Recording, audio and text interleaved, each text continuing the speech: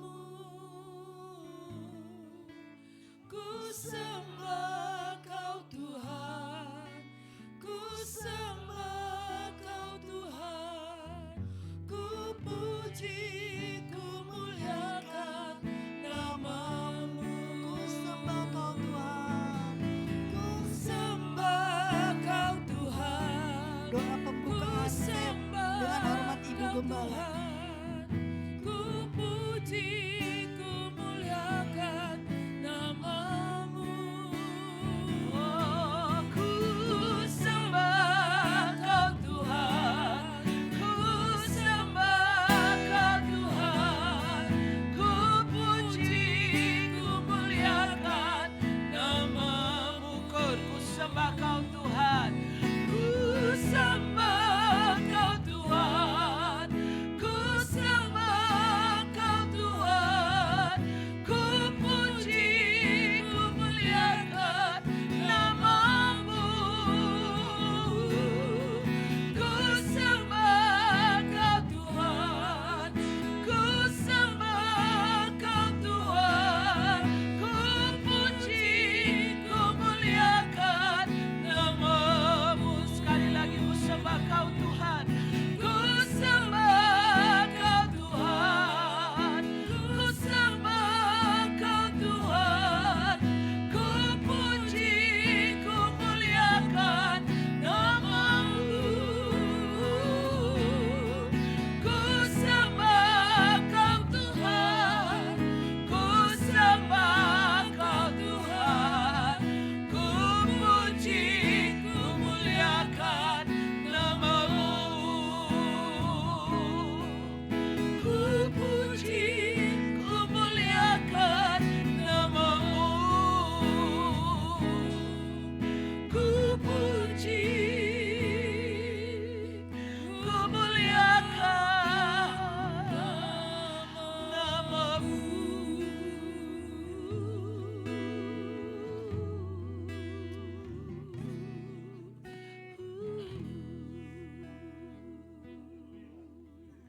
Haleluya, haleluya, haleluya. Haleluya, haleluya. Kami sungguh mengucap syukur padamu Bapa di dalam sorga. Bapa yang kami kenal, kami sembah di dalam nama Tuhan Yesus Kristus. Kesempatan yang Kau berikan kepada kami sore hari ini. Kesehatan, kekuatan yang ada pada kami yang berasal dari Tuhan. Sehingga pada sore hari ini kami ada di dalam rumah-Mu Tuhan. Kami sujud di bawah kaki Tuhan. Kami memuji, memuliakan nama-Mu. Sebab sungguh Engkau Allah yang layak dan patut kami tinggikan. Patut kami besarkan, patut kami puji dan muliakan. Haleluya, terima kasih Bapa. Berkat-berkat-Mu yang indah sudah kami terima dalam hidup ini. Sungguhnya hidup ini sendiri adalah suatu kesempatan. Kami mau membawa hidup kami mendekat kepadamu Tuhan. Kami mau membawa hidup kami menyembah Tuhan. Haleluya. Kami membawa hidup kami menyenangkan hati Tuhan. Kembali diisi oleh kuasa firman dan roh-Mu Tuhan. Supaya terjadi satu keindahan, keubahan dalam kehidupan kami yang boleh menyenangkan hati Tuhan.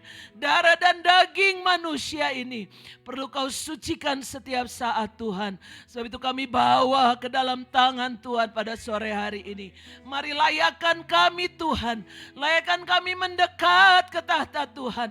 Layakan kami membawa pujian kami, penyembahan kami, membawa hati kami untuk kembali diisi oleh firman Tuhan. Dan kembali bersekutu dengan tubuh dan darah Yesus. Layakan kami, ampuni kami dari segala dosa, segala pelanggaran, segala kelalaian kami, kesalahan-kesalahan kami Engkau ampuni kami. Sucikan kami oleh darah-Mu Tuhan Yesus. Berikan kepada kami roh kelemah lembutan, roh kerendahan hati yang begitu berharga di mata Tuhan. Supaya sore ini sungguh setiap kami mendapatkan berkat yang ilahi, berkat surgawi seutuhnya Tuhan. Kami pulang tidak sama seperti ketika kami datang. Mungkin kami datang dalam kelemahan, mungkin kami datang dalam kepenatan, kelelahan Tuhan. Tapi kami akan pulang dengan membawa kekuatan yang baru dari Tuhan. Kami yang sakit akan disembuhkan. Kami yang berbeban berat akan mendapatkan kelepasan dari Tuhan. Doa-doa kami akan dijawab oleh Tuhan pada waktu-Mu yang terbaik. Dan untuk itu kami sungguh mengucap syukur. Kami memuji nama-Mu Tuhan. Bekerjalah Tuhan dengan kuasa Roh Kudus-Mu di tengah-tengah kami. Sebab bukan oleh kuat dan gagah kami manusia, saja kami dapat menghampiri Engkau di hadirat-Mu, tetapi hanya oleh Roh-Mu Tuhan. Sebab itu urapi setiap kami. Tidak ada satupun di antara kami yang terlewat pada sore ini. Terlebih hamba-hamba-Mu yang mengambil bagian, pemimpin pujian, para singers, pemain musik Tuhan, pelayan perjamuan, pelayan multimedia, terlebih Bapak Gembala yang akan menyampaikan firman Allah, dan kami semua yang melayani Tuhan dengan menyediakan hati kami untuk kembali diisi oleh taburan firman Tuhan. Engkau mengurapi kami dengan urapan yang baru dari sorga. Ambil alih segala kelemahan kami, segala ketidakmampuan kami mengerti Engkau Tuhan. Tetapi biar Roh-Mu yang kudus memberikan kepada kami roh kerendahan hati, roh ketaatan, roh penurutan, roh tunduk kepada Tuhan. Dan juga roh yang bisa mengerti akan apa yang menjadi maksud Tuhan. Kami diberikan kuasa untuk bisa mentaati, bisa melakukan firman-Mu dalam hidup kami. Terima kasih Tuhan Yesus.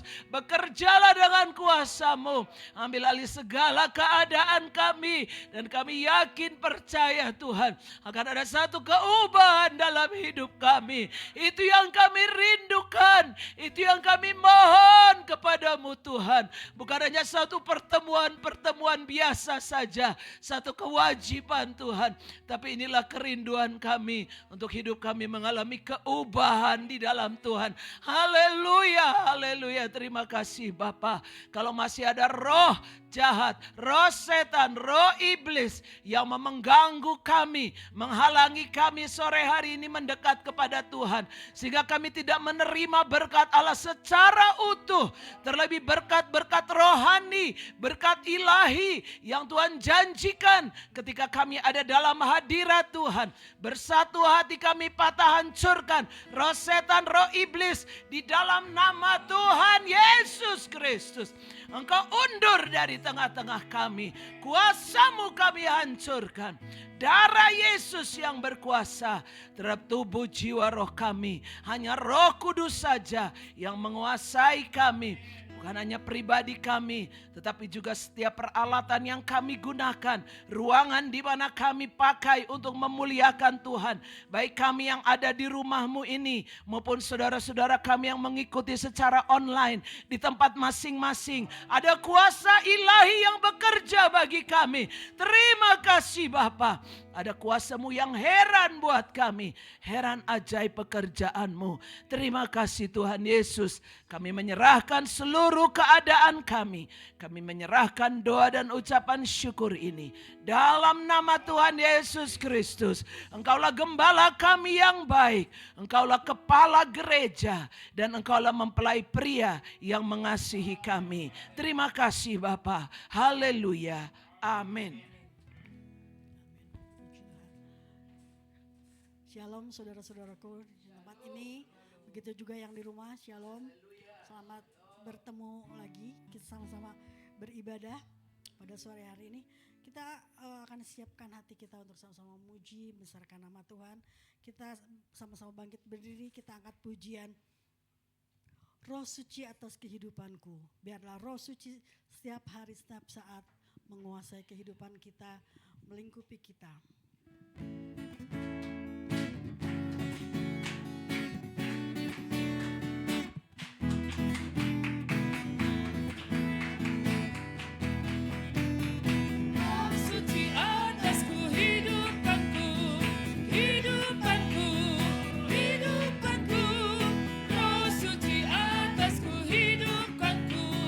Yesus kehidupanku, roh suci atas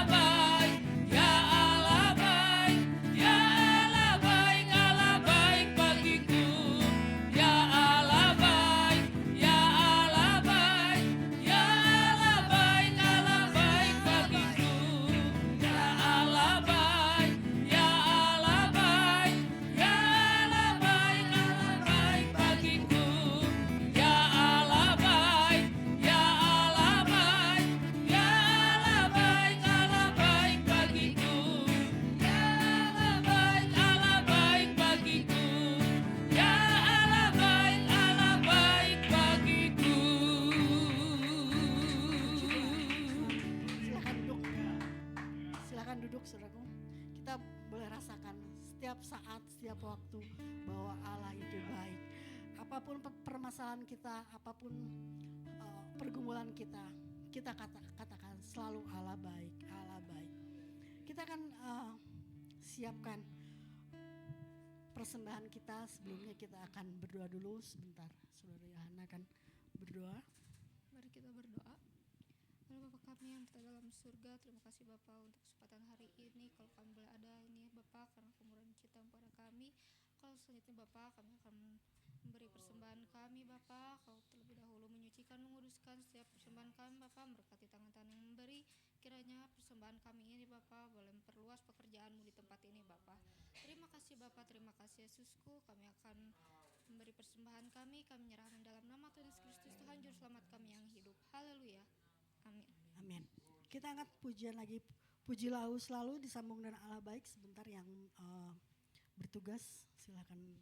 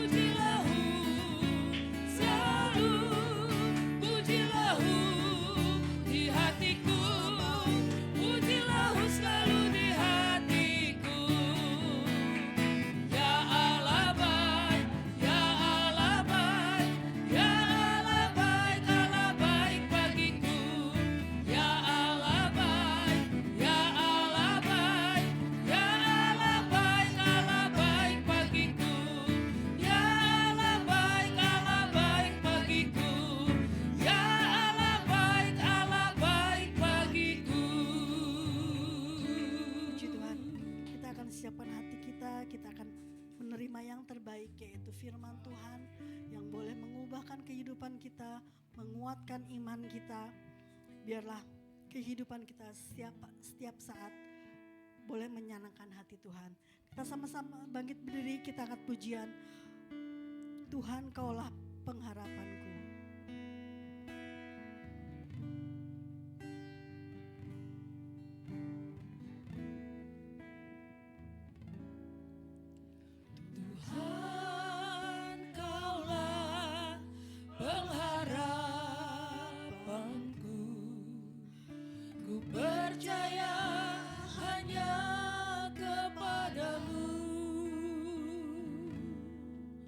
Yesus, Kaulah perlindunganku, Engkau yang selalu ku puji. Tuhan, Kaulah pengharapanku. Tuhan, Kaulah pengharapanku. Ku percaya hanya kepadamu.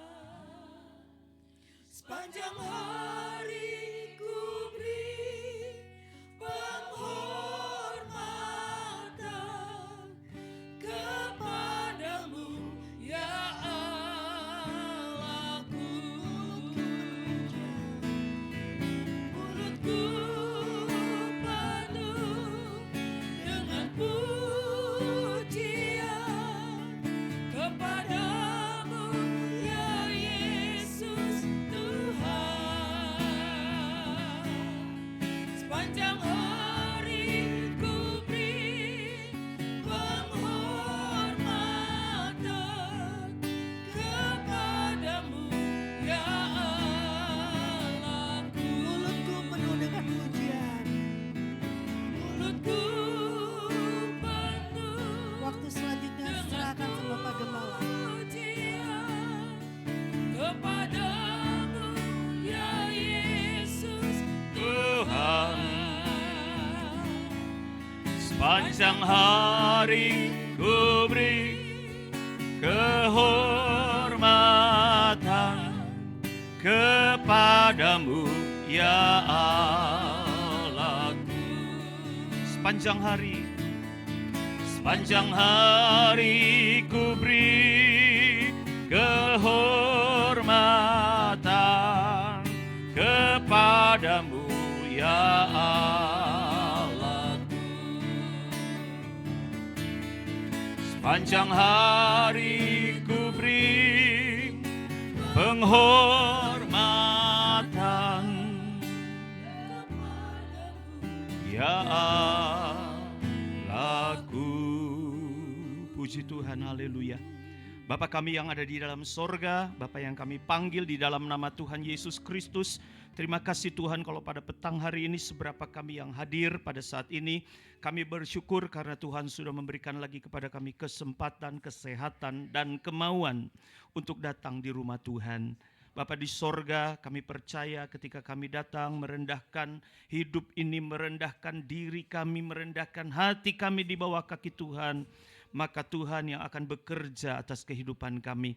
Karena kami penuh dengan kelemahan, kami tidak mampu berjalan sendiri. Oleh sebab itu Tuhan, kami bersyukur kalau Tuhan dan Roh Kudus yang menghentar kami untuk datang. Kami percaya saat inilah Tuhan akan memberikan kekuatan baru kepada setiap kami lewat firman Allah yang diberitakan. Karena firman Allah itulah kekuatan bagi kami untuk kami melangkah di dalam dunia yang penuh dengan kesusahan, penuh dengan dosa, penuh dengan kenajisan. Kami perlu kuasa firman-Mu Tuhan untuk membatasi kami secara hidup rohani kami, untuk kami mengambil satu keputusan dan sikap yang tegas, untuk kami tetap ada di dalam kekudusan Tuhan. Bapa di sorga, mari sucikan kami, telinga kami untuk bisa mendengar firman Allah dengan hikmat dari sorga. Roh Kudus ada di tengah-tengah kami, mengurapi kami semua, memberikan pengertian yang dalam kepada setiap kami, sehingga kami boleh memahami kebenaran firman Allah dan kami diberi kuasa untuk melakukannya. Kami bersama Tuhan mengusir kuasa-kuasa kegelapan yang mencoba mengganggu kami dalam rupa-rupa gangguan. Roh ngantuk, roh main-main, roh tidak peduli, roh bimbang, roh tidak percaya, kami usir, kami tengking dalam nama Yesus. Iblis keluar.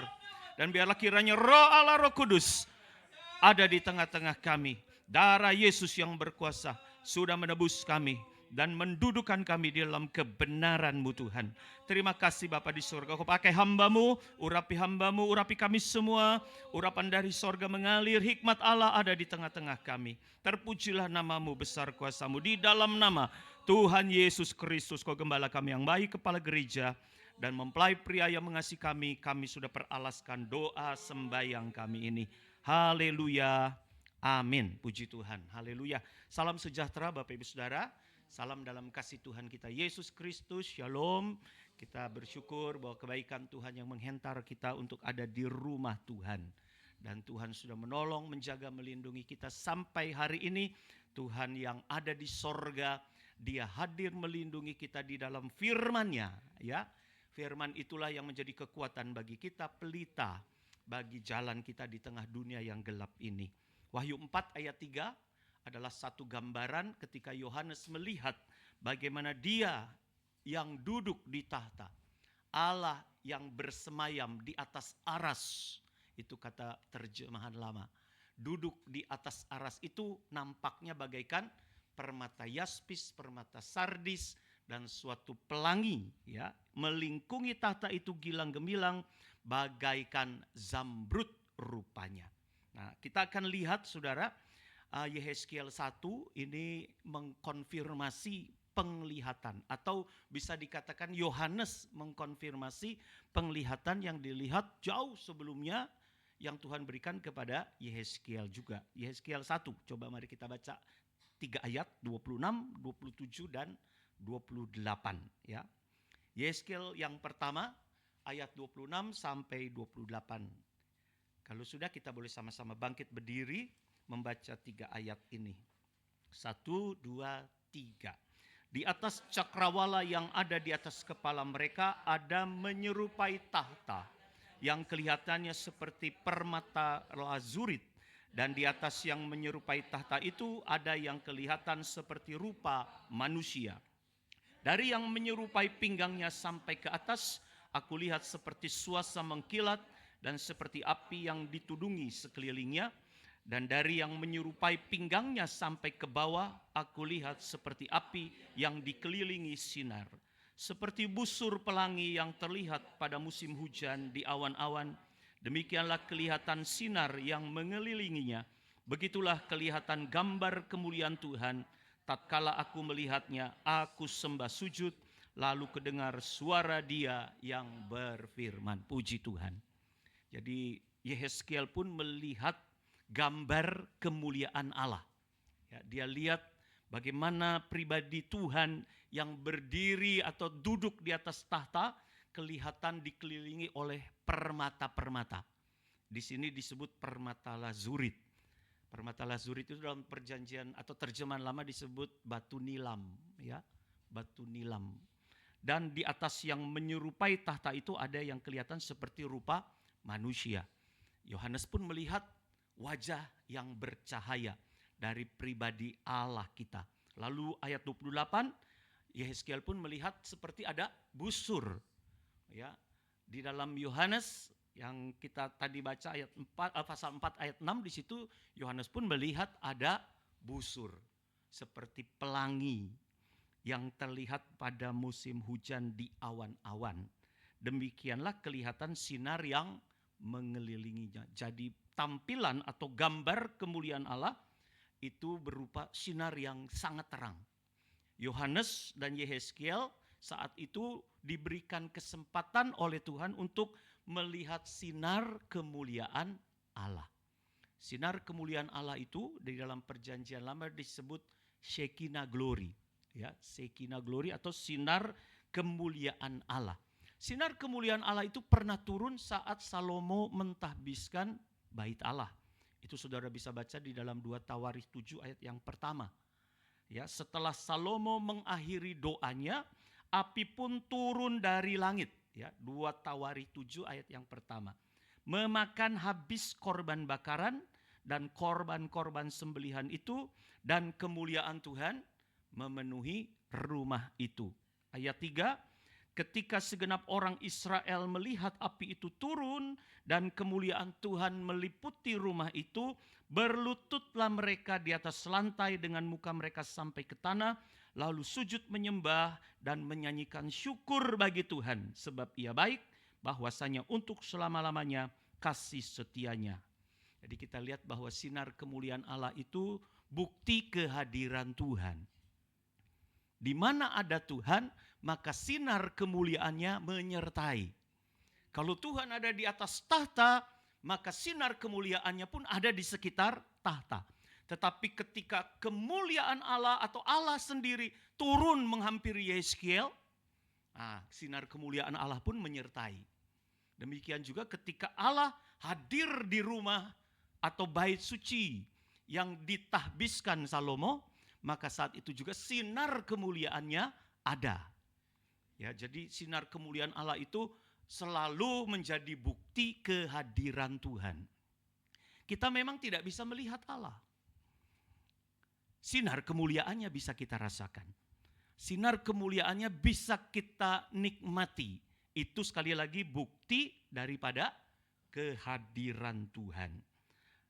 Dalam Wahyu 21, ya saudara, Wahyu 21 ayat 23 sampai 24, ini kita akan melihat bahwa sinar kemuliaan Allah itu melebihi sinar-sinar yang ada di atas dunia. Wahyu 21 ayat 23, dan kota itu tidak memerlukan matahari. Kita selama ada di dunia ini kalau ada matahari pasti ada sinar. Bahkan kalau malam pun ada bulan, begitu ya. Di Yerusalem baru, kota itu tidak memerlukan matahari dan bulan untuk menyinarinya. Sebab kemuliaan Allah meneranginya, dan anak domba itu adalah lampunya atau pelitanya, cahayanya. Kemuliaan Allah menerangi, dan anak domba itu adalah sinarnya. Jadi kita akan melihat di kota Yerusalem baru, ya, di kota Yerusalem baru, kemuliaan Allah atau sinar kemuliaan Allah itu lebih terang daripada matahari, bulan, dan bintang. Tidak perlu ada matahari, bulan, dan bintang, karena sinar kemuliaan Allah itulah cahayanya. Ayat 24 kita lihat. Dan bangsa-bangsa akan berjalan di dalam cahayanya, dan raja-raja di bumi membawa kekayaan mereka kepadanya. Jadi kalau di Yerusalem baru ada Allah, dan di dunia ini ada Allah, bukti kehadiran Allah itu selalu disertai dengan sinar kemuliaannya. Apa dampaknya? Tidak ada kegelapan. Kenapa Yerusalem disebut kota terang? Kenapa Yerusalem disebut kota siang? Karena di sana tidak ada malam, tidak ada gelap. Ada pujian yang mengatakan satu kota tanpa malam di Yerusalem baru, di sana rumah Bapa yang kekal. Jadi di Yerusalem baru itu tidak ada malam, tidak ada kegelapan. Kenapa? Karena ada hadirnya Allah. Hadirnya Allah itu jelas sekali sebagai cahaya yang menyinari, sehingga tidak ada kegelapan. Ya, saudara, kita akan melihat bagaimana cahaya itu Tuhan akan berikan kepada gerejanya. Terang itu diberikan kepada gereja yang menuju kepada kesempurnaan. Wahyu 12 ayat 1 gambaran mempelai Tuhan itu disertai dengan matahari, bulan, dan bintang. Ya, 12 ayat 1 ya, Wahyu 12 ayat 1. Maka tampaklah suatu tanda besar di langit, seorang perempuan berselubungkan matahari dengan bulan di bawah kakinya, dan sebuah mahkota dari 12 bintang di atas kepalanya. Gereja yang sempurna, yang mencapai puncak terang. Ini gambaran gereja. Yang disebut dengan kota yang di atas gunung itu tidak mungkin tersembunyi. Kota di atas gunung itu adalah Yerusalem baru. Tidak ada yang tersembunyi, artinya tidak ada kegelapan sedikit pun. Dikuasai oleh terang. Yesus sendiri pernah berkata, akulah terang dunia. Tapi dia juga bilang kepada kita, kamulah juga adalah terang dunia. Jadi maksud Tuhan ya menyinari kita lewat sinar kemuliaannya, lewat hadirnya Tuhan adalah membawa kita kepada suasana yang terang benderang. Suasana yang tidak lagi dikuasai oleh kegelapan. Mari kita lihat dulu asal mulanya di dalam Kejadian 1. Ya, Kejadian 1. Kejadian 1 kita akan lihat dalam keadaan gelap terjadi suatu keadaan yang kacau balau. Ya, pada mulanya Allah menciptakan langit dan bumi. Bumi belum berbentuk dan kosong. Nah, inilah keadaan bumi yang belum berbentuk dan kosong, ditandai dengan gelap gulita. Bumi belum berbentuk dan kosong. Gelap gulita menutupi samudra raya, dan roh Allah melayang-layang di atas permukaan air. Bumi ini kalau tidak ada terang, maka gelap keadaannya. Keadaannya itu kosong, ya. Keadaannya itu kosong, gelap gulita, bahkan dikatakan belum punya bentuk. Kalau belum punya bentuk berarti kacau balau, saudara. Inilah keadaan manusia kalau tidak memiliki terang. Hatinya kosong, ya jelas keadaannya gelap gulita. Keadaan gelap gulita itu hatinya kosong. Bahkan pribadinya pun belum berbentuk. Saya pernah katakan iblis itu tidak punya bentuk ya saudara. Iblis itu kosong, Karena dia adalah raja kegelapan. Iblis itu tidak punya bentuk. Kalau Yesus jelas bentuknya. Pribadi Allah pun yang duduk di atas aras jelas bentuknya. Yohanes melihat terang. Allah kita adalah terang. Yeskiel juga melihat Allah kita adalah terang. Musa melihat Allah kita adalah terang. Bahkan dampak daripada Musa bergaul dengan Tuhan, dia turun maka mukanya pun bercahaya. Karena Allah kita adalah terang. Kalau dalam kegelapan mau lihat apa? Iblis adalah raja kegelapan. Gak bisa kelihatan bentuknya. Yang dia bisa adalah mencoba meniru-niru apa yang sudah ada. Bahkan dia akan mencoba meniru malaikat terang. Ya, karena iblis pada dasarnya tidak punya bentuk. Tidak punya bentuk, dialah raja kegelapan. Tuhan gak mau kalau gerejanya kita ini sama seperti iblis. Gak punya bentuk, kacau balau. Hidupnya kosong. Hampa, putus asa. Tuhan mau membawa kita ini kepada terang. Bahkan terang yang memuncak. Orang benar itu akan berjalan sampai rembang tengah hari. Rembang tengah hari itu adalah puncaknya terang. Ini gambaran gereja. Gambaran gereja yang sudah mencapai puncak terang.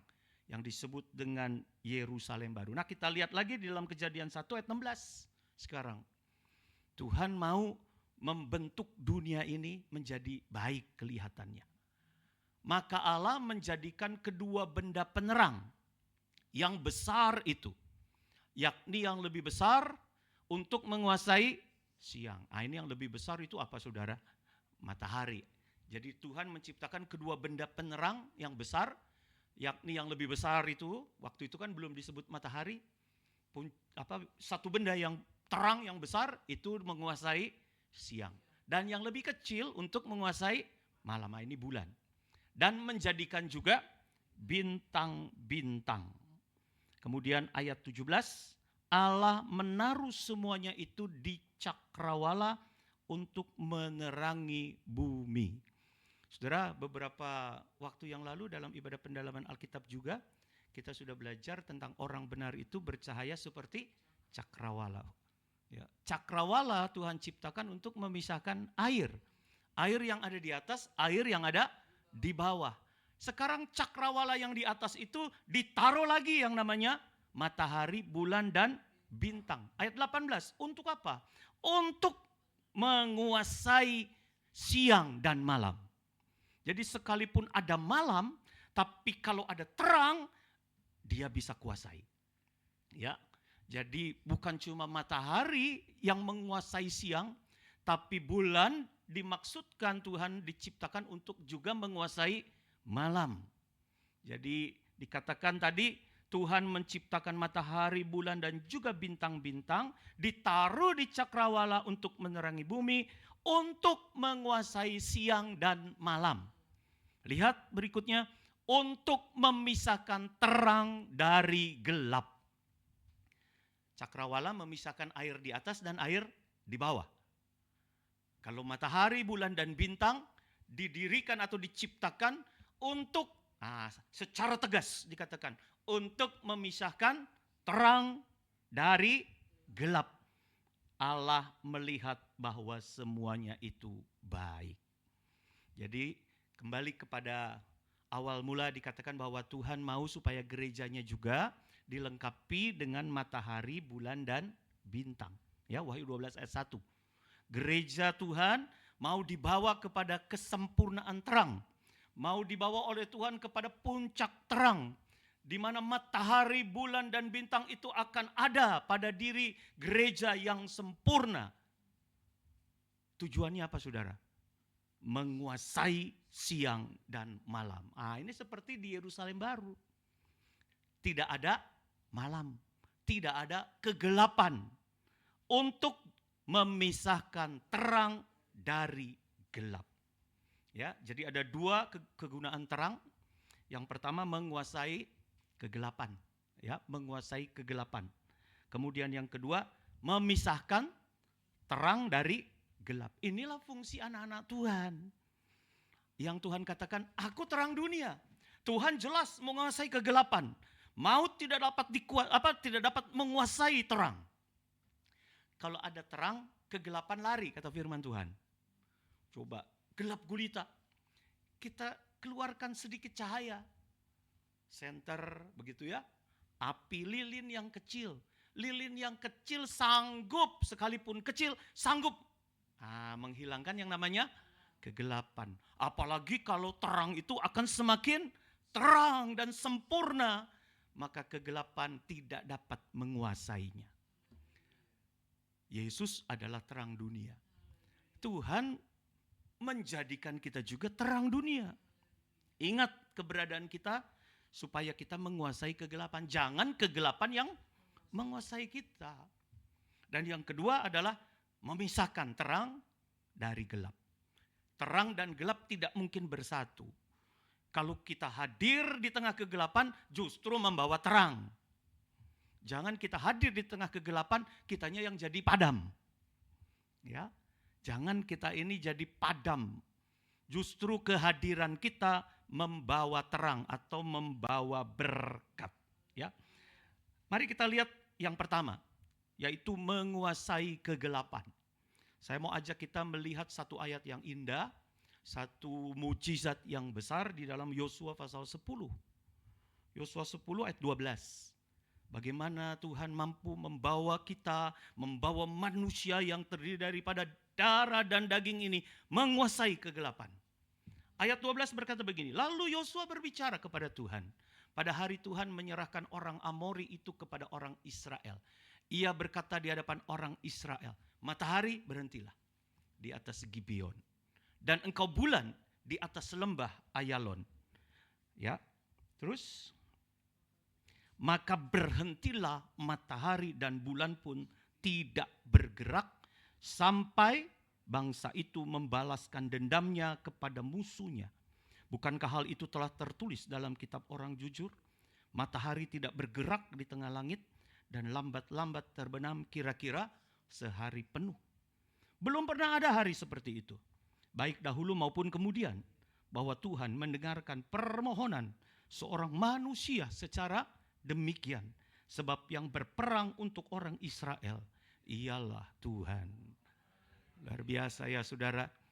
Satu hari dikuasai oleh terang.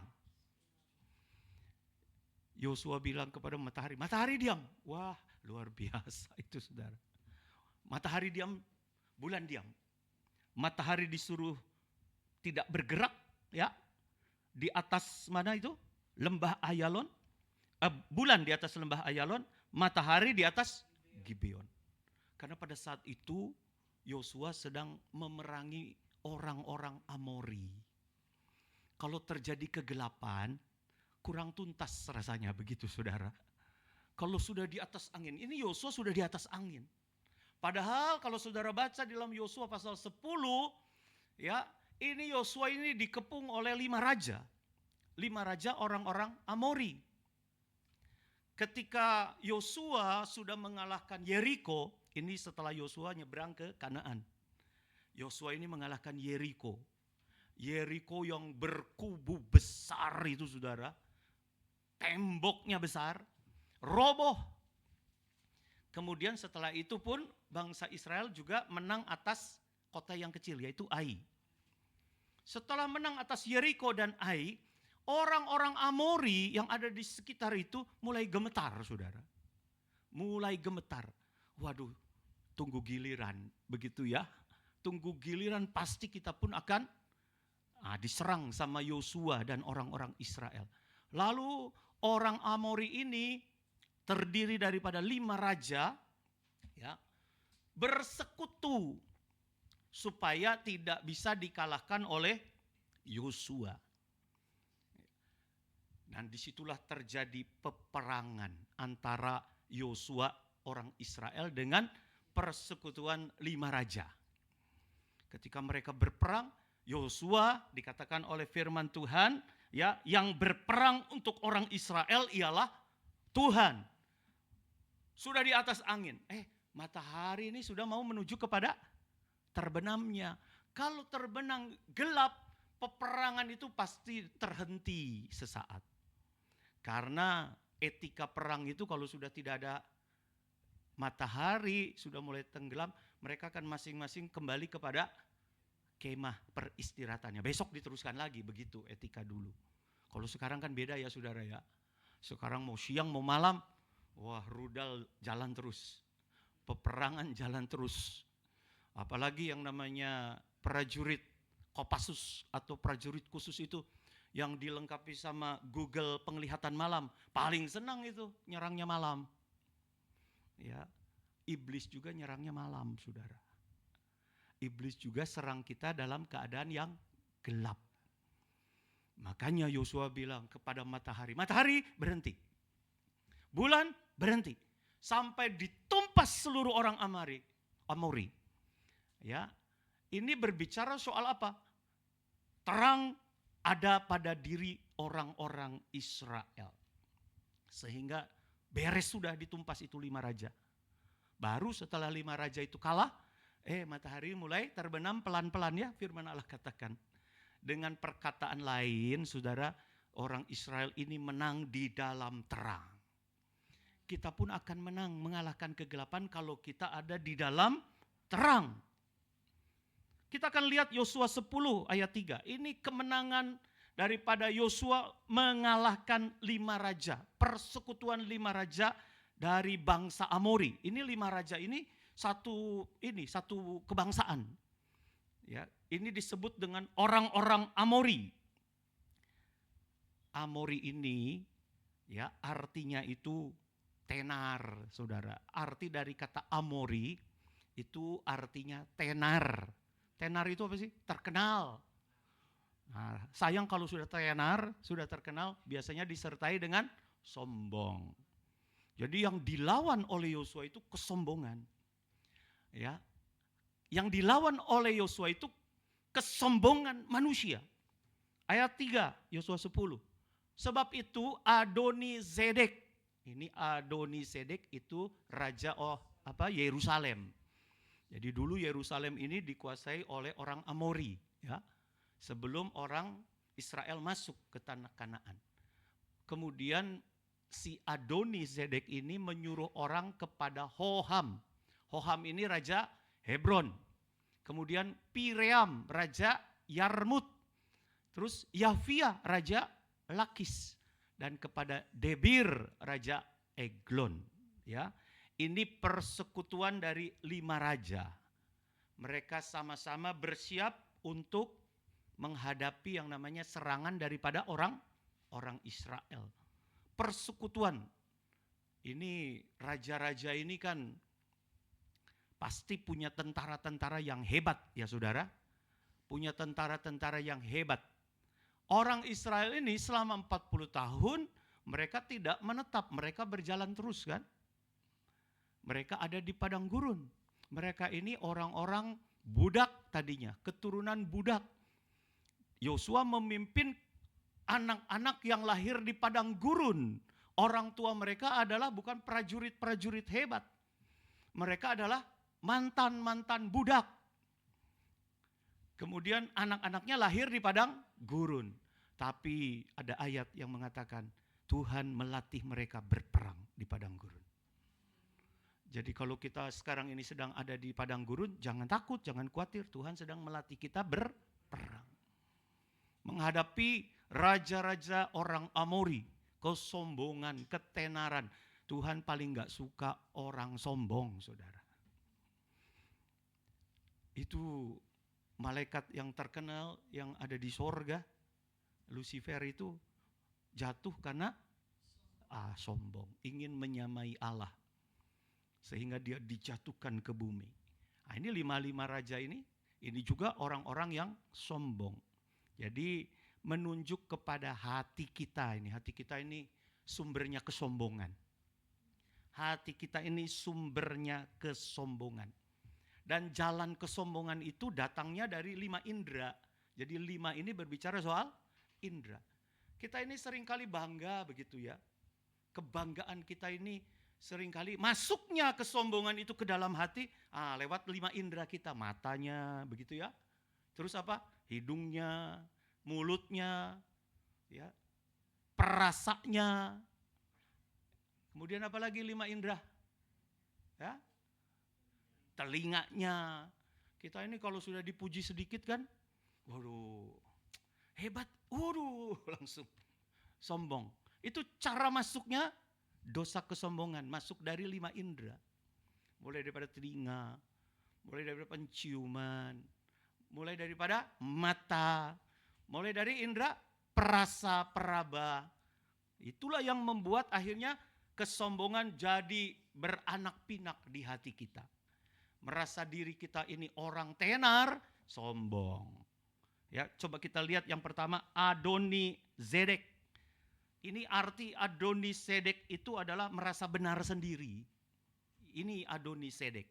Arti daripada Adoni Zedek itu adalah merasa benar sendiri.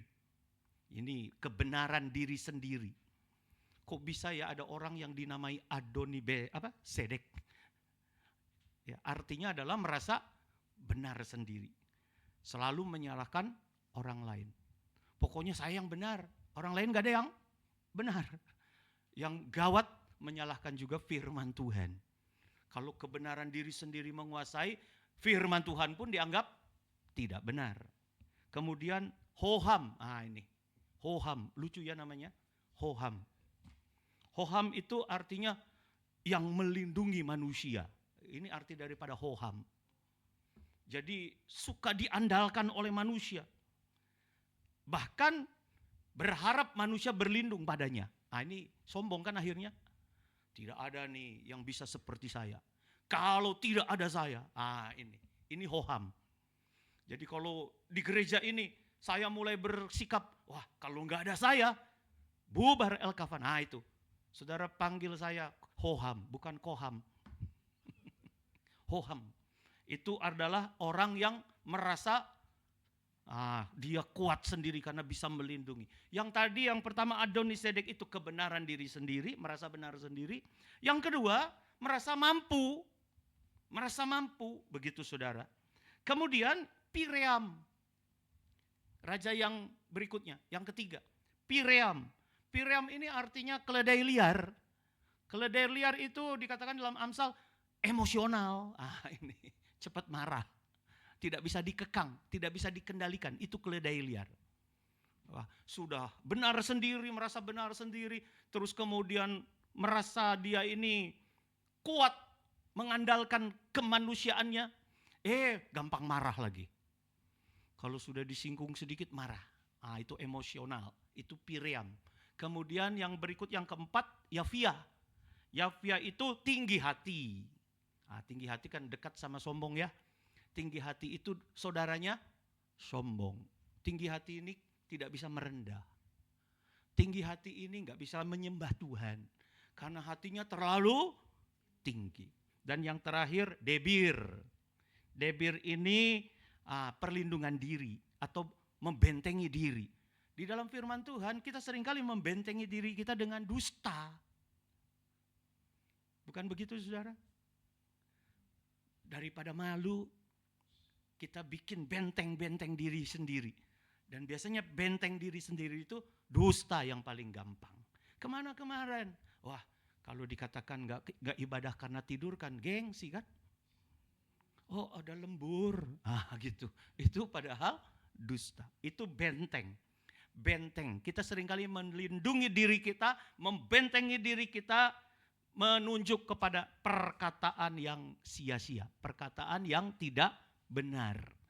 Ini yang akhirnya kalau masuk ke dalam hati kita menunjukkan kearoganan kita, sombong kita ini saudara. Dan seringkali kita merasa benar sendiri. Hamba Tuhan terlebih saudara, hamba Tuhan. Merasa sudah bisa berkhotbah, merasa sudah mendapatkan pengalaman firman, merasa bisa mengajar, ini yang paling diserang. Lucifer itu kan karena punya segalanya, bahkan dia dikatakan pemimpin pujian kan. Karena begitu suaranya itu indah, sudah mulai. Sombong itu biasanya menghinggapi orang-orang yang punya talenta, saudara. Kita bersyukur kalau Tuhan kasih kita talenta. Tapi ini yang harus kita perangi, yaitu jangan sampai kita melayani Tuhan dengan ketinggian hati. Apalagi kalau 5 raja ini yang tadi disebut kebenaran diri sendiri, mengandalkan manusia, emosi, tinggi hati, kemudian suka berdusta, suka bikin perlindungan diri, bersatu. Menjadi satu. Waduh, ini susah sekali. Susah sekali, saudara. Susah.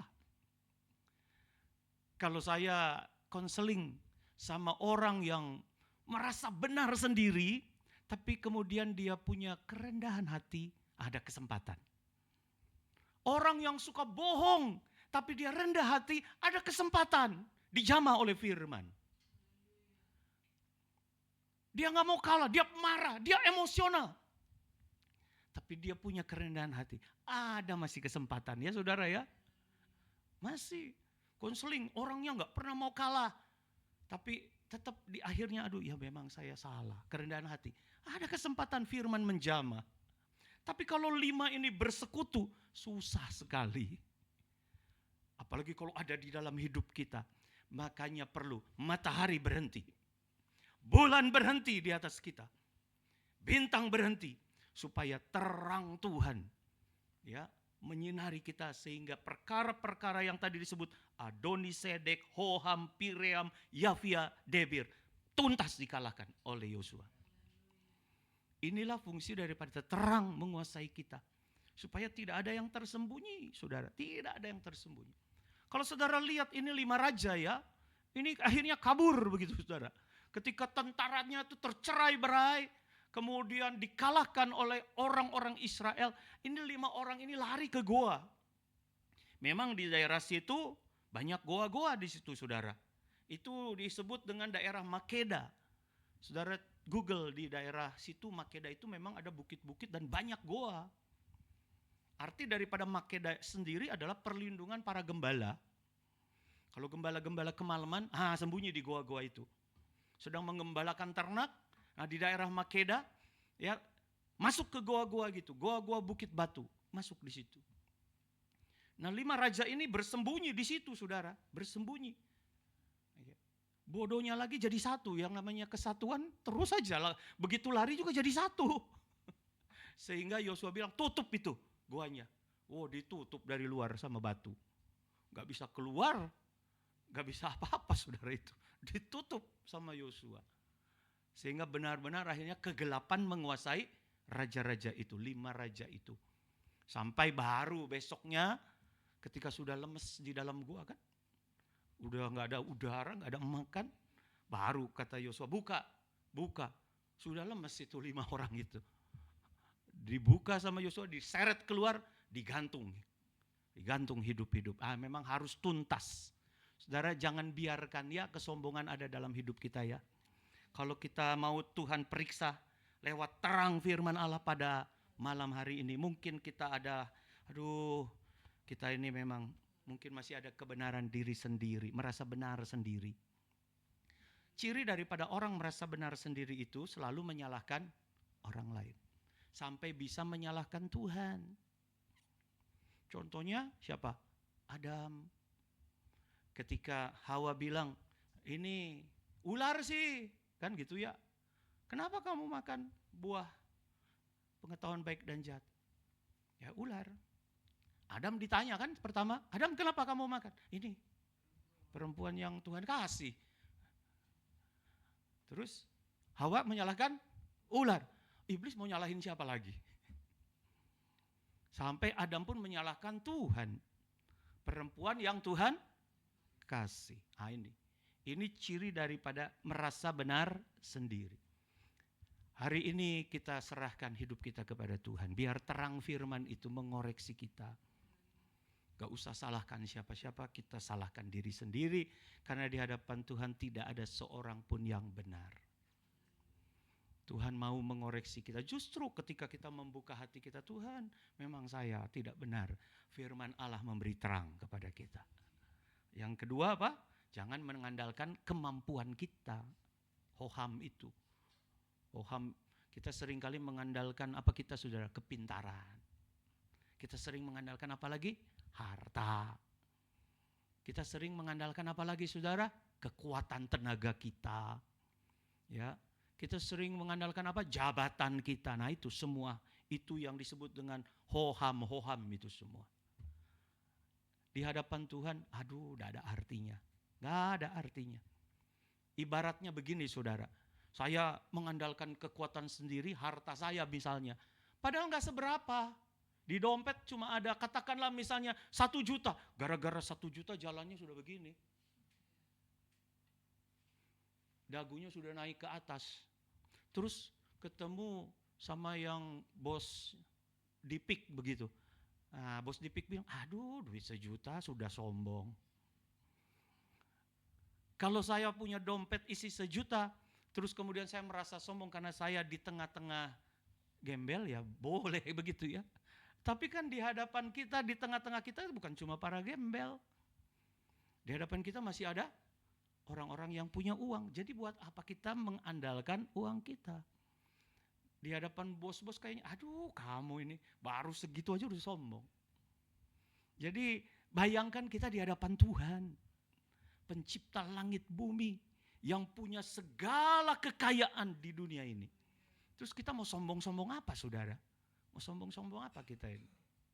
Ya. Kemudian emosi. Nah, ini emosi juga harus kita kendalikan. Bukan enggak boleh emosi, tetapi yang enggak boleh itu emosi yang tidak terkendali. Ya, bukan tidak boleh marah. Ya, tapi jangan sampai matahari tenggelam ya. Marahmu itu jangan terus-terusan sampai matahari tenggelam. Artinya apa? Marah yang dikuasai oleh kegelapan. Marah yang dikuasai oleh kegelapan itu marah berdosa, saudara. Jadi kalau kita marah boleh, selama ada matahari, berarti Tuhan akan terangi hati kita. Masih ada pengampunan. Jangan kemudian terus marahnya dikuasai oleh kegelapan. Sampai akhirnya kita dikuasai yang namanya dosa. Yafia menunjuk kepada tinggi hati. Itu sama seperti yang tadi, yang di atas. Adonisedek dan Hoham. Debir, itu apa lagi? Berdusta hanya untuk menutupi. Gengsi ini gengsi. Kalau gengsi, kalau nggak berdusta. Kalau apa adanya, kalau jujur, aduh ketahuan deh. Ketahuan saya ini. Kalau saya ngomong jujur, ada teman saya pernah bilang begitu saudara. Aduh, kalau kita mah jangan polos-polos aja lah dalam bisnis. Katanya begitu saudara ngajarin ke saya. Jangan polos-polos aja kalau bisnis. Karena kalau kita polos-polos aja, ketahuan modal kita. Gitu saudara. Sehingga perlu dipoles. Dalam dunia bisnis itu harus dipoles gitu. Harus. Saya pernah ngalamin itu saudara, saya pernah kerja sama orang, ini bos saya ini perlu injek dana, bantuan dana. Jadi saat bank itu mau survei, itu kantor itu dipenuhi sama alat-alat elektronik. Yang tadinya komputer cuma 2, dia sewa jadi 20. Yang tadinya mobil cuma 1, dia sewa mobil. Ada Mercedes 2, ada Alphard 1. Dulu nggak tahu, belum ada Alphard. Ya, sehingga ketika apa itu yang datang dari bank, disurvei. Oh ini memang perusahaan bonafit. Bahkan dulu kan masih ada mading itu saudara ya. Mading, saya disuruh nulis. Itu tulis kamu ada order. Padahal fiktif semua itu. Dari ini siapa kliennya, PT Pos, PT ini, PT Pertamina. Boro-boro itu nggak ada. Dibuat perlindungan bohong. Perlindungan bohong dibuat. Supaya apa? Ketika masuk survei, oh ini bonafit. Akhirnya cair. Setelah orang surveinya pergi, besoknya tadinya kita ini karyawan senang saudara. Hebat ini. Kantor sudah mau progresnya bagus. Komputernya banyak. Mobilnya banyak. Proyeknya banyak. Begitu orang survei pergi, kosong lagi, dikembalikan. Ini perlindungan bohong. Kalau kita jujur polos-polos aja katanya, ketahuan modalnya. Saudara, justru di hadapan Tuhan kita harus mengakui apa adanya. Supaya apa? Supaya Tuhan tolong kita. Bukan manusia yang tolong kita, Tuhan yang tolong kita. Ya, apa adanya. Hari Minggu kita sudah mendengar firman Tuhan kan? Mengaku kepada Tuhan apa adanya. Justru ketika kita merasa tidak mampu, Yosafat tidak mampu ya. Firman Tuhan bilang, Yosafat tidak mampu Tuhan, aku gak mampu menghadapi peperangan ini. Tuhan, mataku tertuju padamu. Saat itu Tuhan tolong. Jadi terang Tuhan itu mampu membuat kehidupan yang potensi untuk sombong menjadi ditekan. Karena melihat terang Tuhan. Kalau lihat terang Tuhan kita gak ada apa-apanya saudara. Kalau melihat terang Tuhan maka yang ada kita sujud menyembah Tuhan. Yehezkiel melihat ya ketika ada terang Tuhan sujud. Yohanes ketika melihat sinar kemuliaan Tuhan sujud. Orang-orang imam-imam yang melihat kemuliaan Tuhan turun di bait suci Salomo. Mereka sujud menyembah Tuhan. Itu dampak daripada terangnya Tuhan. Sinar kemuliaan Tuhan. Sinar kemuliaan Tuhan turun atas kehidupan kita. Maka kita pun ada dalam keadaan yang bisa menyembah kepada Tuhan. Bisa menyembah kepada Tuhan. Coba kita lihat di dalam Amsal 4 ayat 23. Jaga hati kita saudara. Karena dari panca indera 5 raja persekutuan itu masuk. Poin-poin yang membuat kita akhirnya bisa sombong. Jagalah hatimu dengan segala kewaspadaan. Karena dari situlah terpancar kehidupan. Saudara, kalau hatinya enggak terang, kalau hatinya gelap, bagaimana mungkin terpancar? Senter misalnya. Senter enggak punya baterai. Bagaimana dia bisa memancarkan sinar? Gelap apa-apa, gelap. Ditekan tombol-tombolnya, ya baterainya kosong. Kira-kira bisa terang enggak? Enggak bisa. Senternya harus diisi oleh sumber terang. Ketika diisi sama sumber terang, maka ketika dipijit, wah terang. Memancar. Demikian juga hati kita. Kalau hati kita kosong, apalagi diisi dengan kegelapan, bagaimana kita bisa memancarkan terang? Makanya firman Allah jaga, menjaga. Firman Tuhan berkata jaga. Ya, supaya hatimu terang. Jaga dengan segala kewaspadaan. Ayat 18. Jalan orang benar itu seperti cahaya fajar. Di atasnya ya. Jalan orang benar itu seperti cahaya fajar yang kian bertambah terang sampai rembang tengah hari. Ini tujuan Tuhan membawa kita sampai kepada puncak terang. Jangan sampai hati kita dikuasai oleh sedikit kegelapan. Kalau sudah mulai ada kebanggaan, ayo Tuhan tolong, Tuhan tolong. Kalau sudah mulai dipuji, itu. Kalau sudah mulai dipuji hati-hati. Lebih baik kita jangan makan puji kata orang Manado itu. Kita makan nasi ya. Bukan makan puji ya. Kalau orang makan puji ya itu. Dipuji sedikit. Sebelum hatinya berkembang, hidung dulu kembang kebis. Itu makan puji katanya, kata orang Manado. Makan puji katanya. Jadi kita jangan makan puji. Tahan lewat firman. Kalau orang yang diterangi sama firman Tuhan, kita kembalikan pujian untuk hormat kemuliaan nama Tuhan. Kita bisa karena ada Tuhan. Kita mampu karena kita ada Tuhan. Kemarin anak-anak musik kan dipuji sama pendeta dari sana kan, Kawangkoan. Bagus katanya kan. Kalau kita punya terang, semua karena kebaikan Tuhan. Semua karena kebaikan Tuhan.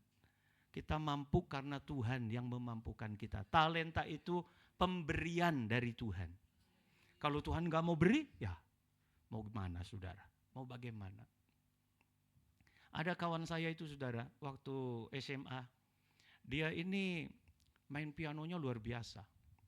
Main piano, main orgel itu pintar sekali. Pintar sekali. Kemudian satu saat, ya karena kepintarannya itu ya, dia itu dipakai di gereja. Gerejanya itu gereja Cibunut itu. Saudara tahu sampai sekarang ya. Gereja Cibunut. Dia main orgel. Masih seumur SMP begitu permainannya itu sudah bagus, sudah jago. Ya memang dia punya talenta. Satu saat saudara ya, satu saat karena permainannya yang begitu bagus, dia diajak sama salah satu produser musik pada saat itu. Yang ada waktu itu di Dago tuh, di Aquarius. Dulu kan ada itu Aquarius di Dago. Diajak untuk kerjasama. Sayangnya kerjasama itu membawa dia menjadi tenar. Nah itu. Sehingga dia tidak mau lagi main di gereja. Karena ketenarannya itu dia merasa dirinya itu sudah punya nilai. Gereja gak bisa kasih apa-apa. Jadi gak mau lagi dia melayani. Itu waktu SMP itu saya ingat sekali. Ya, untung Tuhan masih baik, saudara. Dia kecelakaan, patah tangan kanannya. Patah tangan kanannya. Naik sepeda, cuma naik sepeda, saudara. Enggak naik motor, zaman dulu hanya sepeda. Sepeda bisa bikin patah tangan. Ya memang bisa. Orang Ibu Ginting aja jatuh di dapur bisa patah ya. Apalagi sepeda kan. Enggak usah yang tinggi-tinggi Tuhan kalau Tuhan mau mendidik anak ini, saudara. Sehingga seketika patah, yang pertama yang dia tangisi, dia nggak bisa main lagi keyboard. Dia nggak bisa lagi main piano.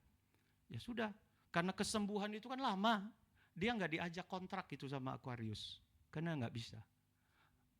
Tapi justru bagus, itu kebaikan Tuhan ya. Pada zaman dulu kan perawatan nggak secepat sekarang kan. Kalau sekarang mah orang patah itu seminggu sudah bisa main lagi kan. Kalau dulu mah digips sampai sebulan lebih itu saudara. Digips sampai tangannya penuh tanda tangan teman-teman tuh. Zaman dulu kan gipsnya ditandatangani. Ada tanda tangan saya juga. Tapi setelah itu justru ya dinasehati oleh orang tuanya ya tua-tua di gereja Cibunut. Akhirnya dia bisa melayani lagi. Sampai sekarang dia dipakai Tuhan, dia pergi ke Belanda. Di Belanda dia melayani Tuhan di Belanda. Itu pemakaian Tuhan. Jadi saudara, kalau Tuhan mau cabut talenta kita gampang aja saudara. Ya, jadi jangan kita tinggi hati. Kalau Tuhan membuat kita punya nilai untuk bisa melayani Tuhan, talenta itu, pemberian itu, karunia itu, Tuhan mau pakai kita untuk bisa melengkapi orang-orang kudus. Sampai kita bisa jadi berkat, jadi terang dimanapun kita berada. Ya, jalan orang benar itu seperti cahaya fajar yang kian bertambah terang sampai rembang tengah hari. Tapi kalau orang fasik, itu ayat 19, jalan orang fasik itu seperti kegelapan. Mereka tidak tahu apa yang menyebabkan mereka tersandung. Loh kok tiba-tiba jatuh aja. Rasanya enggak punya salah apa-apa tiba-tiba jatuh. Ini. Kalau hidup dalam kegelapan tidak ada yang membela. Ya, kita bersyukur kalau Tuhan menolong kita. Jadi sekali lagi fungsi daripada terang adalah untuk menguasai kegelapan. Jangan dikuasai oleh kegelapan. Kegelapan dalam hati itu yang tadi kita lihat contohnya 5 raja, persekutuan daripada 5 raja. Ya, yang membawa kita kepada ketinggian hati. Sombong. Tuhan tolong kita. Yang kedua tadi apa saudara? Memisahkan terang dari gelap. Ini kita lihat di dalam Yosua 10 ayat 8. Ini terusannya ini, pengalaman Yosua. Setelah matahari, bulan, bintang berhenti untuk mengalahkan 5 raja, tidak berhenti sampai situ. Yosua pun kemudian memerangi 7 kota. Ya, 7 kota. Ini saya bacakan secara cepat saja ya, karena waktunya tinggal sedikit. Yosua 10 ayat 28. Pada hari itu Yosua merebut Makeda. Dan kota itu dipukulnya dengan mata pedang, juga rajanya. Kota itu dan semua makhluk yang ada di dalamnya ditumpasnya. Tidak ada seorang pun yang dibiarkannya lolos, dan Raja Makeda diperlakukannya seperti telah diperlakukannya Raja Yeriko. 29. Kemudian Yosua dengan seluruh Israel berjalan terus dari Makeda ke Libna, lalu memerangi Libna.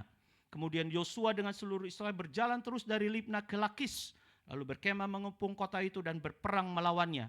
Ayat 33.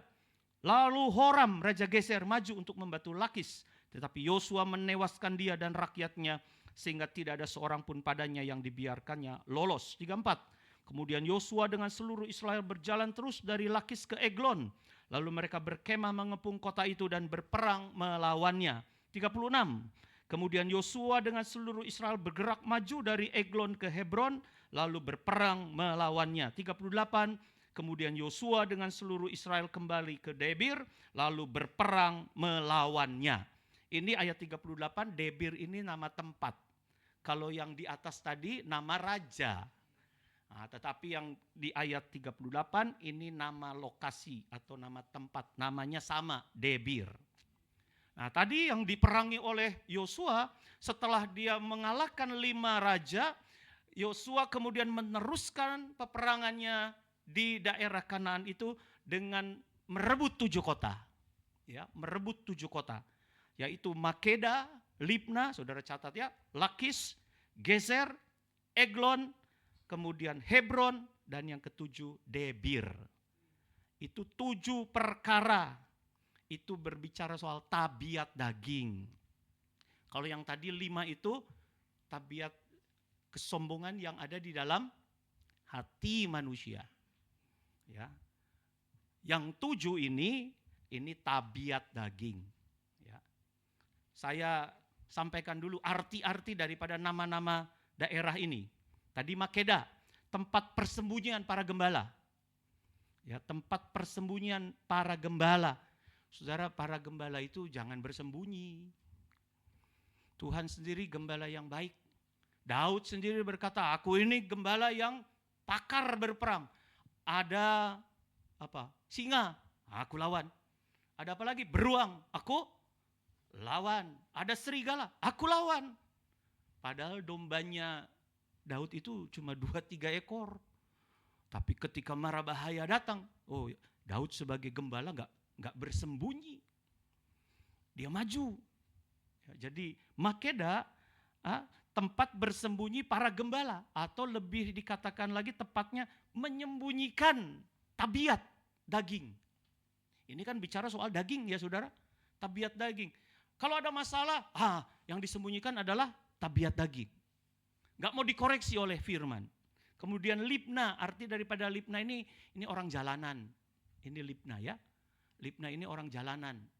Orang jalanan ini gak mau tergembala, maunya jalan-jalan.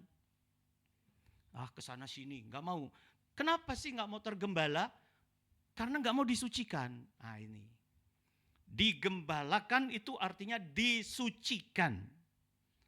Karena tempat penggembalaan di dalam tabernakel letaknya di ruang suci. Nah, kalau orang jalanan gak mau. Seperti Bartimeus, maunya di pinggir jalan. Maunya minta-minta. Kalau di tempat penggembalaan, di tempat penyucian, kita justru memberi. Karena Tuhan bilang lebih baik memberi daripada menerima. Ini hati yang sudah diubahkan. Hati yang sudah disucikan. Ya, bisa menyembah Tuhan artinya. Kalau di dalam penggembalaan, ya kita diajar sama Tuhan bukan cuma minta, tapi bisa memberi. Memberi adalah menyembah Tuhan. Datang kepada Tuhan bukan untuk minta-minta, Tuhan berkati saya, Tuhan sembuhkan saya. Tapi kalau sudah di proses penyucian, kita bisa menyembah Tuhan, memberi. Haleluya. Kemudian ketiga Lakis. Lakis ini tidak bisa dikalahkan artinya. Ya. Lakis itu artinya kuat, tidak bisa dikalahkan. Ya. Sama juga dengan mengandalkan daging sendiri. Gak bisa dikalahkan. Perlu terang firman. Perlu terang firman. Masuk dalam hati kita. Supaya kita ini benar-benar dikuasai oleh firman. Ya. Firman Allah itu seperti palu. Sekeras hati apapun kita ini ya. Kerasnya seperti batu amril. Kalau ada firman Tuhan, Tuhan sanggup hancurkan ya. Kita minta supaya Tuhan menghancurkan kekerasan hati kita. Kemudian yang keempat geser. Geser itu karang terjal artinya. Geser itu artinya karang terjal. Kita seringkali menghadapi karang-karang yang sulit didaki. Ya, kesulitan ekonomi, keadaan sakit penyakit, kelemahan tubuh. Seringkali kita menghadapi karang-karang. Gunung-gunung yang tinggi. Perlu terang firman. Perlu kesadaran bahwa kita tidak sanggup. Yang kelima Eglon. Eglon artinya anak lembu. Anak lembu ini berbicara soal penyembahan berhala ya. Seringkali kita menjadikan Tuhan nomor 2. Pekerjaan kita nomor 1. Studi kita nomor 1. Kekayaan kita nomor 1. Apa yang mengalahkan Tuhan? Itu. Seringkali itu disebut anak lembu emas, Eglon. Itu pun harus kita kalahkan. Yang keenam Hebron. Hebron ini bicara soal kepentingan diri sendiri atau kelompok. Hati-hati. Kita bergereja tetapi bukan kepentingan kelompok kita yang harus diutamakan. Saya kemarin bincang-bincang sama hamba Tuhan dari Kawangkoan itu, kita ngobrol-ngobrol, terus kita ketawa-ketawa karena ingat orang-orang tua kita. Orang-orang tua kita bilang, hanya GSPDI masuk surga. Waduh, itu kepentingan kelompok itu. Ya, memang bagus lah punya rasa memiliki ya, rasa memiliki, tapi mereka cerita, aduh orang-orang tua kita bilang, kalau di luar GSPDI nggak masuk surga katanya. Nah, itu kepentingan kelompok. Bukan itu ya saudara ya. Kita bisa masuk dalam kemuliaan Tuhan karena kita punya darah Yesus. Ya, darah Yesus. Jangan sampai kepentingan kelompok, kepentingan diri sendiri itu mengalahkan kemuliaan Tuhan. Yang ketujuh debir tadi, perlindungan diri. Melakukan perkara-perkara apapun bisa ya untuk perlindungan diri, sampai berdusta pun bisa hanya untuk perlindungan diri. Jadi 7 perkara itu berbicara soal tabiat daging. Nah, ini pun dikalahkan oleh Yosua. Jadi tuntas itu. Memang Tuhan bilang untuk bisa masuk ke tanah Kanaan, wah perjuangannya enggak mudah. Kalau saudara nanti pelajari terus dalam kitab Yosua, Yosua ini bukan cuma mengalahkan 5 raja, ini baru permulaan. Kemudian tidak saja menguasai 7 kota, tetapi total ada 31 raja-raja yang dikalahkan oleh Yosua. Ya, selama masih ada terang firman, kesempatan kita mengalahkan dosa. Kebanggaan diri, tabiat daging, Tuhan mau supaya itu dikalahkan. Ya. Lewat apa? Matahari, bulan, dan bintang. Itulah kasih Tuhan, itu cahaya, sinar kemuliaan Tuhan. Dan Tuhan mau kita menang atas dosa. Kita menang atas segala perkara yang mengancam. Satu saat ketika Paulus di dalam perjanjian baru ya, Paulus ini ditangkap dan mau dibawa ke Roma untuk dihakimi dan diadili. Dia dibawa oleh pengawal raja, prajurit Roma, dibawa dari Israel sekarang, dari tanah Kanaan, untuk sampai kepada Roma di Italia. Lewat jalan laut. Sampailah mereka di satu pulau yang ada di tengah-tengah Meridian Sea atau Laut Tengah, yaitu Pulau Kreta. Nah, disitulah kapalnya itu dilanda oleh gelombang. Kisah Rasul 27 ayat 20, kita lihat sebagai ayat-ayat terakhir. Kisah Rasul 27 ayat 20. Kisah Rasul 27 ayat 20. Setelah beberapa hari lamanya, ini keadaan yang diombang-ambingkan oleh badai di tengah laut ketika mereka akan menuju ke Roma. Setelah beberapa hari lamanya, baik matahari maupun bintang-bintang tidak kelihatan. Dan angin badai yang dahsyat terus-menerus mengancam kami. Akhirnya putuslah segala harapan kami untuk dapat menyelamatkan diri kami. Ini keadaan kalau tidak ada terang. Saudara, kalau tidak ada matahari, tidak ada bulan, tidak ada bintang-bintang, pasti putus asa kita ini. Sekali lagi, kita perlu sinar kemuliaan Tuhan ada di tengah-tengah kita. Bukti kehadiran Tuhan, ya, lewat apa? Lewat firman. Itu pribadi Yesus. Ya, pribadi Yesus itulah firman Allah yang hidup. Hari ini sinar kemuliaan Allah itu sudah ditujukan kepada kita lewat kebaikan Tuhan, yaitu pribadi Yesus yang adalah firman. Ibrani 1, coba saudara lihat. Ibrani 1. Ibrani ya, ayat 3 dan 4. Ibrani 1 ayat 3 dan 4. Ia adalah cahaya kemuliaan Allah dan gambar wujud Allah dan menopang segala yang ada dengan firman-Nya. Ini jadi pribadi Yesus yang pribadi firman itu, itulah sinar kemuliaan Allah yang ada di tengah-tengah kita. Kita mungkin tidak seperti Yohanes yang melihat sinar kemuliaan Allah di tahta, Tapi sebetulnya firman itu ada di tengah-tengah kita. Cahaya kemuliaan Allah itu ada di tengah-tengah kita. Gambar wujud Allah, ya. Dan menopang segala yang ada dengan firman-Nya yang penuh kekuasaan. Dan setelah ia selesai mengadakan penyucian dosa, ia duduk di sebelah kanan yang maha besar, di tempat yang tinggi. Berikutnya ayat 4, jauh lebih tinggi daripada malaikat-malaikat, sama seperti nama yang dikaruniakan kepadanya, jauh lebih indah daripada nama mereka. Jadi panggil nama Yesus. Dia yang adalah firman. Saat ini kita mendengar firman dengan kesungguhan hati, menerima firman dengan iman percaya sungguh. Saat ini Allah ada di tengah-tengah kita. Dan sinar kemuliaan Allah itulah yang membawa kita untuk tidak lagi dikuasai oleh kegelapan. Kalau Yosua bisa bilang matahari berhenti, bulan berhenti, hari ini firman Allah ada di tengah-tengah kita. Dia siap untuk menolong kita, mengalahkan segala tabiat daging dan hati yang seringkali membawa kita kepada perkara-perkara yang tidak berkenan kepada Tuhan. Puji Tuhan, Tuhan memberkati kita. Mari saya undang Misael untuk menyanyikan pujian penyembahan. Kita akan masuk di dalam perjamuan suci. Haleluya.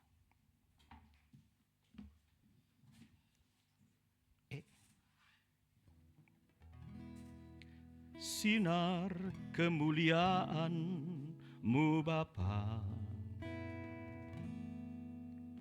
memenuhi sekelilingku. Ku rasakan hadirat-Mu, Kau tenggelamkan jiwaku. Ku ingin tetap tinggal bersama-Mu. Sinar kemuliaan-Mu Bapa.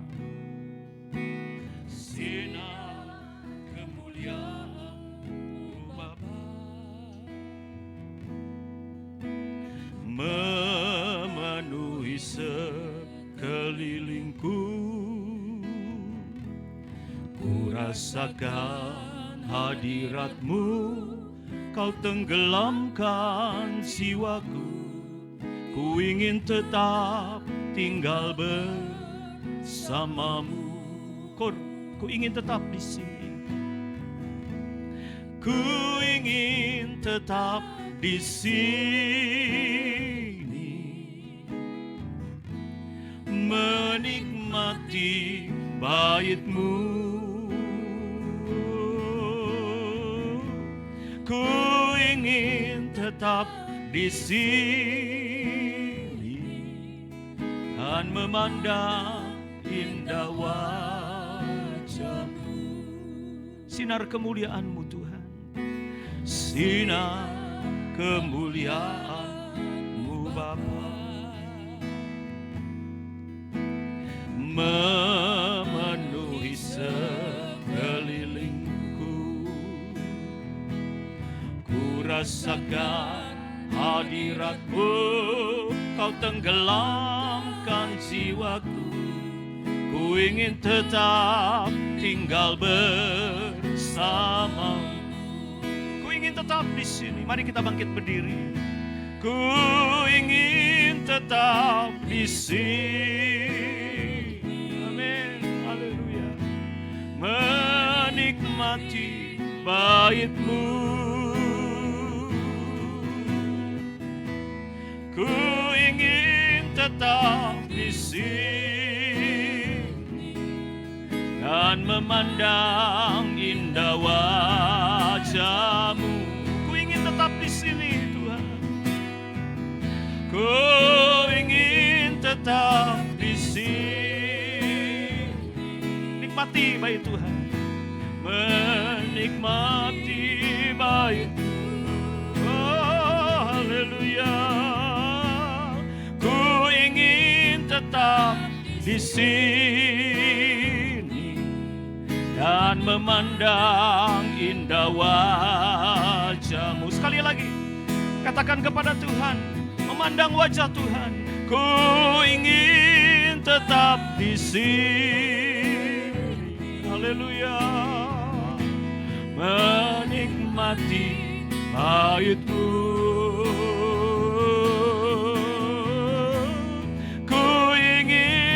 tetap di sini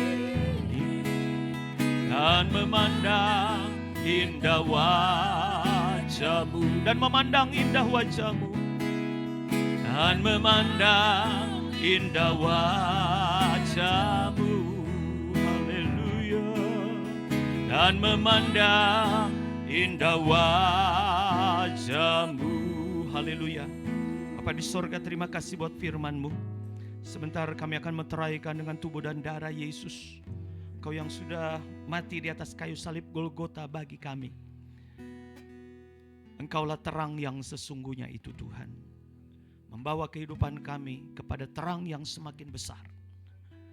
Kami menyerahkan hidup ini ke dalam tangan kasih sayang-Mu.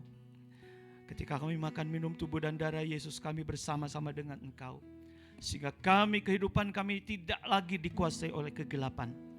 Justru kemana saja kami berada dan diutus oleh Tuhan, kami membawa berkat bagi banyak orang, untuk merebut orang-orang yang masih ada di dalam kegelapan. Tolong kami Tuhan, supaya kehidupan kami dibebaskan dari segala tabiat-tabiat daging dan kesombongan ketinggian hati yang mudah sekali membuat kami jatuh.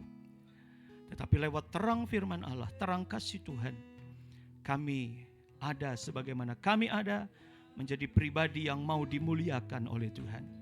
Terima kasih Tuhan. Sebentar, perjamuan asa yang kudus kami serahkan ke dalam tangan Tuhan. Di dalam nama Tuhan Yesus, kami siap makan minum tubuh dan darah Yesus. Di dalam nama Tuhan Yesus Kristus, kami peralaskan doa sembahyang kami. Haleluya.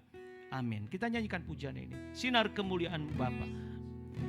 Sinar kemuliaan-Mu Bapa. Mari hamba Tuhan yang melayani perjamuan, saya persilakan untuk membagikan tubuh dan darah Yesus. Kelilingku, ku rasakan hadirat-Mu, Kau tenggelamkan jiwaku. Ku ingin tetap tinggal bersama-Mu. Ku ingin tetap di sini. Ku ingin tetap di sini, menikmati bait-Mu. Ku ingin tetap di sini dan memandang indah wajah-Mu. Sinar kemuliaan-Mu, sinar kemuliaan-Mu Bapa, memenuhi sekelilingku. Ku rasakan hadirat-Mu, Kau tenggelamkan jiwaku. Ku ingin tetap tinggal bersama-Mu. Ku ingin tetap di sini.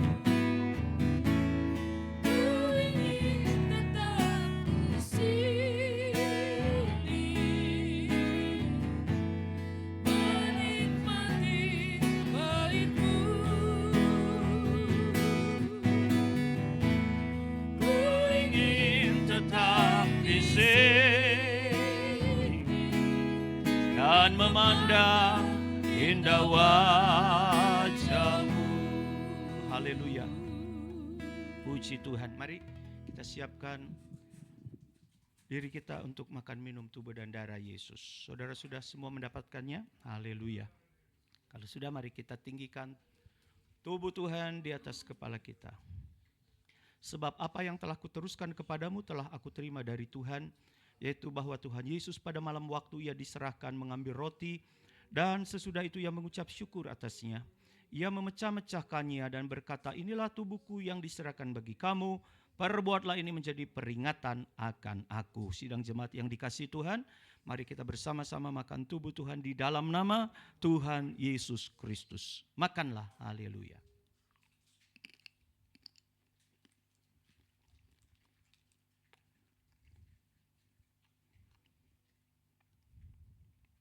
Puji Tuhan, haleluya. Kita tinggikan darah Yesus di atas kepala kita. Demikian juga Ia mengambil cawan sesudah makan, lalu berkata, Cawan ini adalah perjanjian baru yang dimeteraikan oleh darahku. Perbuatlah ini setiap kali kamu meminumnya menjadi peringatan akan aku. Sebab setiap kali kamu makan roti ini dan minum cawan ini, kamu memberitakan kematian Tuhan sampai Ia datang. Sidang jemaat yang dikasihi Tuhan, mari kita bersama-sama minum darah Yesus di dalam nama Tuhan Yesus Kristus. Minumlah, haleluya. Haleluya. Tuhan berkati kita. Jadi terang bagi banyak orang. Jadikan berkat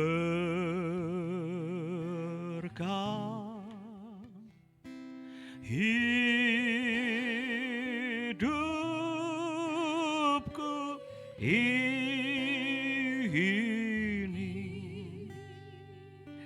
jadikan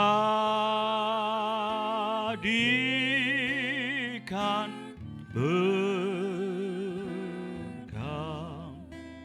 buat semua orang.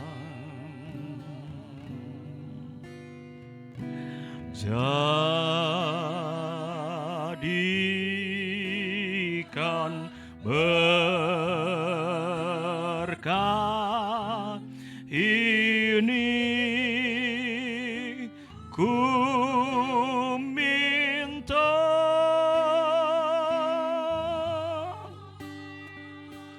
jadikan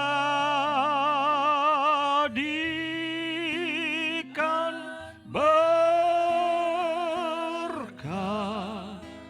buat semua orang. Sekali lagi kita nyanyikan pujian ini, jadikan berkat. Jadikan berkat hidupku ini, jadikan berkat buat semua orang.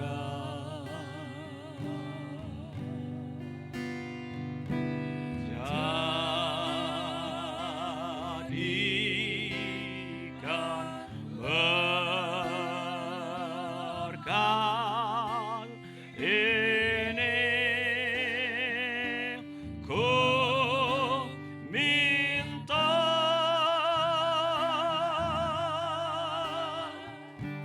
jadikan berkat buat semua orang. Haleluya. Bapa di sorga, inilah yang menjadi doa kami ketika Engkau membuat kami ada di dalam terang. Jadikanlah berkat bagi banyak orang. Haleluya. Seperti Engkau sudah memberkati kami karena Engkaulah terang yang sesungguhnya. Bawalah kehidupan kami ini Tuhan seperti Engkau. Kami mau mengasihi orang-orang yang masih ada di dalam kegelapan. Jadikan kami terang, jadikan kami berkat bagi semua orang. Supaya orang-orang yang masih tinggal dalam kegelapan melihat tutur kata, perbuatan, tingkah laku kami, mereka boleh berbalik dan melihat terang yang sesungguhnya. Terang bagaimana pribadi Tuhan bersinar dalam kehidupan kami. Biarlah di tahun ini Tuhan, Engkau jadikan berkat kami bagi semua orang. Jadi doa kami Tuhan, Engkau jadikan berkat kami dimanapun kami berada. Terima kasih Tuhan. Sebentar kami akan berpisah satu sama lain beserta dengan kami yang jauh yang dekat. Tetaplah Tuhan ada di dalam kehidupan kami. Tetaplah bersekutu dengan kehidupan kami. Jangan ada yang dapat memisahkan kami dari kasih-Mu Tuhan. Sehingga kegelapan tidak lagi menguasai kami. Tetapi kami menjadi terang dimanapun kami berada. Terima kasih Tuhan. Ampuni segala kelemahan, kekurangan kami. kesombongan, ketinggian hati kami ampuni Tuhan. Hari ini Tuhan sudah menolong kami. Lewat terang firman-Mu kami mau merendahkan hidup kami di bawah kaki Tuhan. Karena sesungguhnya Engkau-lah yang mempunyai hidup ini. Terima kasih Tuhan. Kami mau mengalahkan hati yang sombong dan segala tabiat-tabiat daging yang menghalangi terang itu ada. Kami mau jadi terang seperti Engkau adalah terang. Terima kasih Tuhan. Beserta dengan kami yang jauh yang dekat tibakan dengan selamat sejahtera sampai kami boleh tiba di tempat tujuan kami masing-masing dengan tidak kurang suatu apapun. Kumpulkan kami di lain kesempatan untuk kembali kami boleh mendapat kasih Allah yang melawat setiap kami. Terpujilah nama-Mu. Berdoa untuk yang sakit, yang lemah, yang tidak bisa berdaya. Tuhan jamah dalam nama Yesus ada kesembuhan. Tuhan tolong yang bertanggungan berat, yang berputus asa. Biarlah cahaya terang-Mu melawat supaya kami kembali dibangkitkan, dikuatkan. Terima kasih Tuhan. Terpujilah nama-Mu besar, kuasa-Mu di dalam nama Tuhan Yesus Kristus. Kami sudah pohonkan doa sembahyang kami. Mari angkat tangan iman-Mu, Tuhan memberkati engkau dan melindungi engkau. Tuhan menyinari engkau dengan wajah-Nya dan memberi engkau kasih karunia. Tuhan menghadapkan wajahnya kepadamu dan memberi engkau damai sejahtera. Maka saudara-saudaraku yang kekasih, pulanglah dengan membawa berkat firman Allah, anugerah Allah Bapa, kasih dan sayang Tuhan Yesus Kristus di dalam persekutuan Roh Kudus, kiranya boleh menjadi milik bagianmu mulai malam ini, esok, bahkan sampai selama-lamanya. Terima kasih, oh Tuhan. Terima kasih, oh Tuhanku, buat keselamatan jiwaku. Terima kasih buat cinta-Mu, rahmat heran daya bagimu. Kita aminkan bersama.